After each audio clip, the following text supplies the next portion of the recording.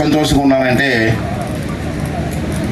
ఈ అవంతి కాలేజ్ 25 సంవత్సరాలు పూర్తి చేసుకున్నటువంటి సిల్వర్ జూబ్లీ సెలబ్రేషన్స్కి నేను రావడం అదృష్టంగా భావిస్తాను. అయితే 25 సంవత్సరాల క్రితం ఒక సంఘటన జరిగింది. 25 years బ్యాక్కి వెళ్తే ఒకసారి రివ్యూ చేసుకుంటే, ఇక్కడ నాకు ఇంజనీరింగ్ కాలేజీ పెట్టాలని చెప్పి నర్సీపట్నంలో శ్రీనివాసరావు గారు సంకల్పించారు.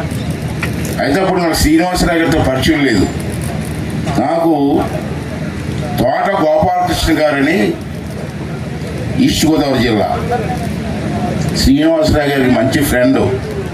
అతను కూడా ఎంపీ, నేను ఎంపీ. మేము ఢిల్లీలో ఎక్కువగా పార్లమెంట్లో కలుసుకునేవాళ్ళు. మంచి ఫ్రెండ్ నాకు. ఒకరోజు గోపాలకృష్ణ గారు నేనైతే ఒరే అనుకున్న పరిస్థితి, మాకు అంత క్లోజ్గా ఉండేవాళ్ళు. ఒకసారి గోపాలకృష్ణ గారు నాకు ఫోన్ చేసి,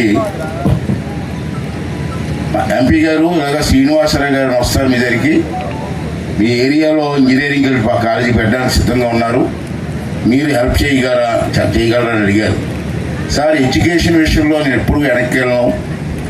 అందులో ఇంజనీరింగ్ కాలేజీ మా ప్రాంతానికి వస్తే, వెనకబడిన ప్రాంతానికి వస్తే మాకు ఎంతో మేలు జరుగుతుందని చెప్పి గోపాలకృష్ణ గారికి మాట ఇచ్చాను. కానీ గోపాలకృష్ణ గారు ఇప్పుడు లేరు, చనిపోయారు, స్వర్గస్థులయ్యారు. అప్పుడు నాకు పరిచయం చేసింది శ్రీనివాసరావు గారిని గోపాలకృష్ణ గారు. అప్పుడు శ్రీనివాసరావు గారు వచ్చి నన్ను కలిశారు 25 years బ్యాక్. నేను చెప్పాను, పెట్టండి సార్, నాకు కూడా ఉపయోగపడుతుంది, ఆ ఏరియా డెవలప్ అవుతుందని చెప్పి. అయితే అప్పుడు ఇక్కడ మాకారపాలెం మండలం తామ్రవతి ఇంజనీరింగ్ కాలేజీ శ్రీనివాసరావు గారు పెడతారని చెప్పి వాళ్ళు నాకు పరిచయం చేసే సంగతి చెప్పాను. అయితే ల్యాండ్ విషయం వచ్చింది. ఏం పేరు అతని పేరు? సత్యనారాయణ గారు అని చెప్పి కర్ణం గారు ఉండేవారు. వారిని పిలిచి అడిగాను నేను, సార్ మీరు ల్యాండ్ ఇస్తే కాలేజీ వస్తుంది సార్ అని. ముందు అతను ఒప్పుకోలేదు. మీరు ల్యాండ్ ఎందుకు ఇస్తాను సార్, మా పూర్వీకుల ల్యాండ్ నేను ఇవ్వనన్నారు. ఇవ్వనంటే అలా కాదు సార్, కాలేజీ వస్తే మండలం డెవలప్ అవుతుంది, ఆటోమేటిక్గా అవుతుంది, ప్లీజ్ కైండ్లీ కన్సిడర్ చేయమని చెప్పి రిక్వెస్ట్ చేసాం. అయితే రిక్వెస్ట్ చేయగా 1 నెల రోజుల తర్వాత ఈ చుట్టుపక్కల కొంతమంది, అందరి లీడర్లు కాదు, కొంతమంది లీడర్లు ఉన్నారు, వాళ్ళు వెళ్ళి ఆ పెద్ద ఆయన ఒప్పించారు.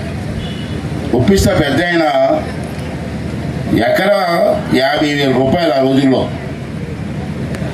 ఈ ల్యాండ్ ఎకరా 50,000 రూపాయలకి ఒప్పించి మొత్తం 32 ఎకరాలు కూడా మేము తీసుకోవడం జరిగింది. ఆ ల్యాండ్లో ఇవాళ శ్రీనివాస గారు బ్రహ్మాండం కాలేజీ డెవలప్ చేశారు. One of the best college in Andhra Pradesh అని చెప్పి నేను గర్వంగా చెప్పగలను. మన గౌరవ స్పీకర్ గారు అయ్యన పాత్రి గారు, అలాగే వైస్ ఛాన్సలర్ గారు సుబ్బారావు గారు, మా సోదరులు సాంబశివరావు గారు, పెద్దలందరూ కూడా పాల్గొన్నారు. మరి వాళ్ళందరికీ కూడా ధన్యవాదాలు తెలియజేసుకుంటూ, గత 20 సంవత్సరాల నుంచి కూడా మోర్ దాన్ 90% రిజల్ట్స్ తీసుకొచ్చి, అలాగే 90% ప్లేస్మెంట్స్ కూడా ప్రొవైడ్ చేయడం జరిగింది. ముఖ్యంగా గ్రామీణ ప్రాంతంలో మరి ఇక్కడ ఇంజనీరింగ్ కాలేజ్ పెట్టి 20 సంవత్సరాలు సక్సెస్ చేయడం అనేది చాలా విషయం. దాన్ని సహకరించినటువంటి స్థానిక ప్రజాప్రతినిధులు, ప్రభుత్వ అధికారులకి, విద్యార్థులకి, యూనివర్సిటీ అధికారులు అందరికీ కూడా పేరు ధన్యవాదాలు తెలియజేసుకుంటూ, వారందరి సహకారంతో రాబోయే రోజుల్లో ఈ కళాశాలని యూనివర్సిటీ స్థాయికి తీసుకెళ్ళడానికి నా వంతు కృషి చేస్తారని తెలియజేసుకుంటూ, మరి ముఖ్యంగా రాబోయే రోజుల్లో ఇక్కడ ఎక్కువ పరిశ్రమలు వస్తున్నాయి. వచ్చే పరిశ్రమల్లో స్థానికులకి ఉపాధి అవకాశాలు కల్పించాలని మరి గౌరవ స్పీకర్ గారిని కూడా ప్రారంభించింది. తప్పనిసరిగా వారు కూడా ఆ విషయాన్ని ముఖ్యంగా దృష్టికి తీసుకెళ్తామని చెప్తారు. అలాగే దీన్ని కూడా ఎందుకంటే ఇప్పుడు మన యూనివర్సిటీలు రాబోయే రోజులు అన్నీ కూడా యూనివర్సిటీలు అయిపోతాయి కాబట్టి దీన్ని కూడా యూనివర్సిటీ స్థాయికి తీసుకెళ్ళడానికి కూడా సహకరిస్తామని చెప్పి వారికి కూడా ధన్యవాదాలు తెలియజేసుకుంటూ సెలవు తీసుకుంటున్నాం. ఎంకరేజ్ చేసి JNTU నేను చెప్పాను కదండి, ఏదైనా సరే ఏ స్టూడెంట్ సర్వీస్ అయినా కానీ 24 గంటలు ఇవ్వటమే మా ముఖ్య ఉద్దేశం.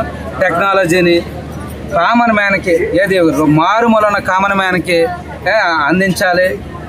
కామన్ మ్యాన్ కూడా యూనివర్సిటీ చుట్టూ తిరగకుండా వాళ్ళ సర్టిఫికెట్లు వాళ్ళకి అందించే విధంగా యూనివర్సిటీ అన్ని కార్యక్రమాలు ఆ విధంగా టెక్నాలజీని ఉపయోగించి వాళ్ళకి సేవలు అందించడం జరుగుతుందండి. వాళ్ళు అందరితో పోల్చుకుంటే సిటీ వాళ్ళతో పోల్చుకుంటే వీళ్ళ యొక్క ఎంటర్ప్రెన్యూర్షిప్లో కానివ్వండి ఈ జీవిత ఉద్యోగంలో కానీ వీళ్ళందరూ గట్టిగా నిలబడి వీళ్ళ జీవితంలో ఏదైనా సాధించగలరు. ఎందుకంటే సిటీలో ఉండే పిల్లలకి చిన్న ఇబ్బంది ఉంటే వాళ్ళు చాలా ఫీల్ అవుతారు. వేరే పల్లెటూరు నుంచి వచ్చిన వాళ్ళైతే వాళ్ళకి అడ్వాంటేజ్ ఏంటంటే చిన్నప్పటి నుంచి పల్లెటూరులో వాళ్ళు రఫ్ అండ్ టఫ్గా బతుకుతారు కాబట్టి అలాగే వాళ్ళు అనేక ప్రాబ్లమ్స్ ఫేస్ చేస్తూ ఉంటారు. అలాంటి ప్రాబ్లమ్స్ అన్నిటి కూడా ఈ యొక్క ఇన్స్టిట్యూషన్లో వీళ్ళు ఒక మంచి డైరెక్షన్ ఇస్తున్నారు. డెఫినెట్గా వీళ్ళందరూ జీవితంలో మంచిగా సెటిల్ అవ్వాలని కోరుకుంటున్నాను.